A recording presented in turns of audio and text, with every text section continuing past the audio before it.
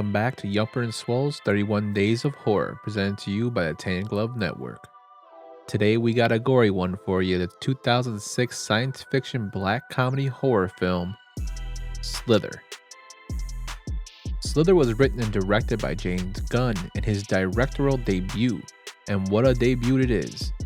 The film stars Michael Rooker, Elizabeth Banks, Nathan Fillion, and Tania Saulnier. The main plot of the film is that a meteorite crashes into Earth, landing in the small town of Weasley, South Carolina. The meteorite contains a parasite that infects wealthy resident Grant, played by Michael Rooker. The parasite begins to control his brain, and eventually it spreads from him to other hosts as he infects them. Grant gradually starts to transform into a grotesque being and is really obsessed with meat.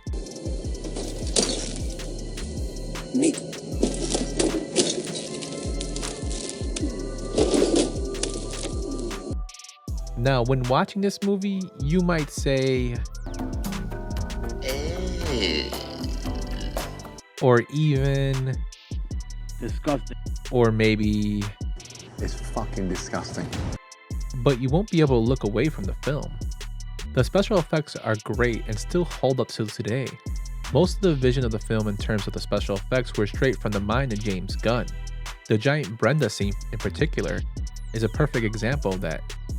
He wanted her to be larger and more rounder than what the crew was coming up with that was showing him designs, and he eventually got what he wanted. This film pulls from a lot of influences into the horror movie genre. You can see scenes that resemble John Carpenter's The Thing, The Fly, and even Invasion of the Body Snatchers as the parasite is trying to take over several hosts.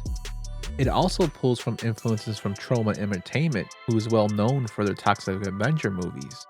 And this makes a lot of sense as James Gunn actually began his career as a screenwriter for a Troma movie called Romeo and Juliet, so you can see that influence throughout this movie as well. The movie itself has a share of comedic scenes as well as a lot of wackiness going on with it.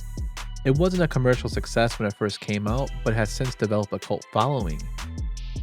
So if you're looking for a movie that pulls from horror classics as well as has great special effects and is just entertaining as hell, check out Slither. And with that, thanks again for watching.